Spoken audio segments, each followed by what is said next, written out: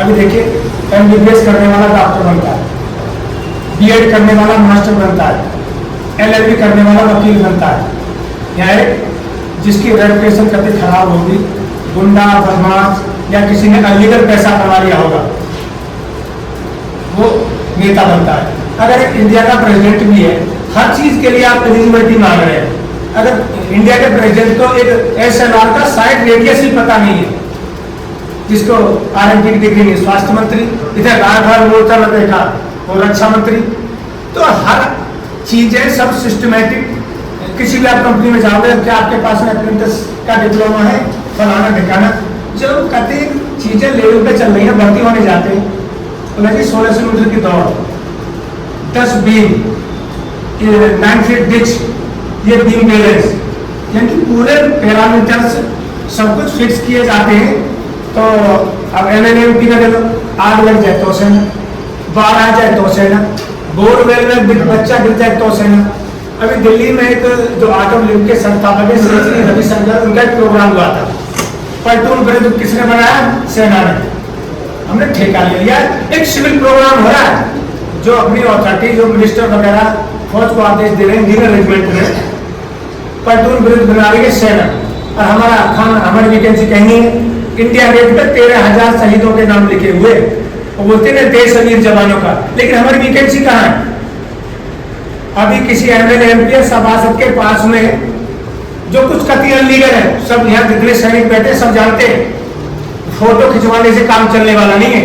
हमें भी हमारी वैकेंसी जो है MLA के MP की, अभी कई बार क्या होता है, मैंने पहले भी कहा था, राज्यसभा प्रोफेसर राम गोपाल दूसरी तीसरी बार राज्यसभा के लिए मनोनीत किए गए। क्यों?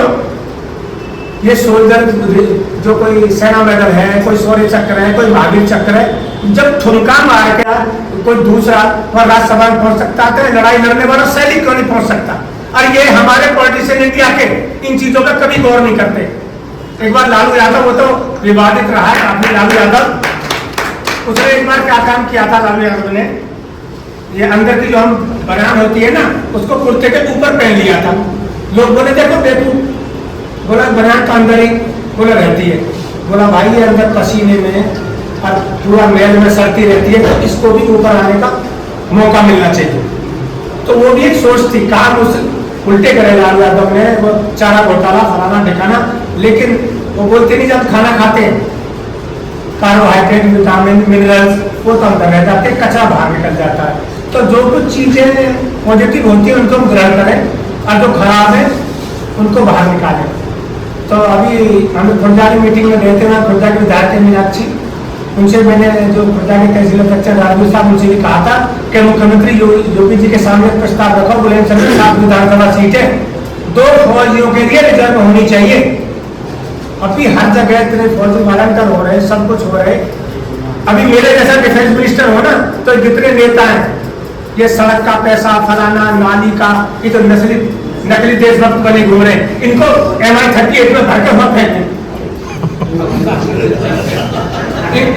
नहीं, एलिजिबिलिटी सब कुछ मांग, हमने एक जनरल साहब ने वक्तव्य दिया था, जो सोल्जर टैंक को खोल के जोड़ सकता है, उसमें कौन सी कमी है? उसकी योग्यता में कौन सी कमी है? गुंडे बदमाश अवैध धन वाले फलाना, तो ठेकेदार था, ये वो था, ये MLA बन गया, MP बन गया, फलाना बन गया, तो हम भी MLA MP या राज्यसभा में हमें भी सीट मिलनी चाहिए।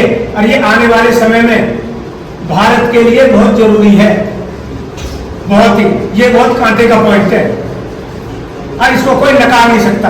कोई तो बोले जी वो आ गया। एक बार पुराने में मैं दूसरे, जब मैं 2011 का पेंशनर हूँ, तो मैं कर्नल साहब बैठे, आशा यादव जी आ गई, बोला जिला पंचायत अध्यक्ष, बोला आशा यादव आ गई। मैं बोला भैया तो कौन सा फोन फट गया? मैं वहाँ खड़ा था, भाषण दे रहा था, आइए बैठ जाएंगे, हमें आशा यादव से किसी से ACR भरवानी है, देखो हम क्रिमिनल है, करप्ट है, यहाँ किसी से डरना है।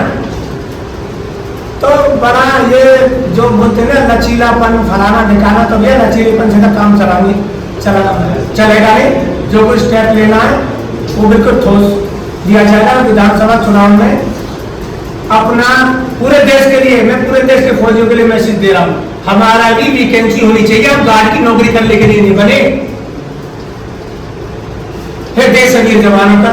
तो बचपन में मैंने एक गाना सुना था, इंसाफ की जगह पे बच्चों दिखाओ चल के देश है तुम्हारा नेता तुम ये करते। कई लोगों से मेरी बहस हो जाती है, बोलो देवेंद्र सिंह आप क्या करना चाहते हो? मैं मैं भारत का राष्ट्रपति बनूंगा। बोलो ऐसे कैसे? मैं उम्र 35 वर्ष हो, भारत का नागरिक हो, दिवालिया पागल ना भी सरकारी पद पर ना हो, तो हम अपने आप को क्यों कमा के, हमको गार्ड की नौकरी करने के लिए, किसी का गेट खोलने के लिए नहीं है। जब हमारा बोलते ने वो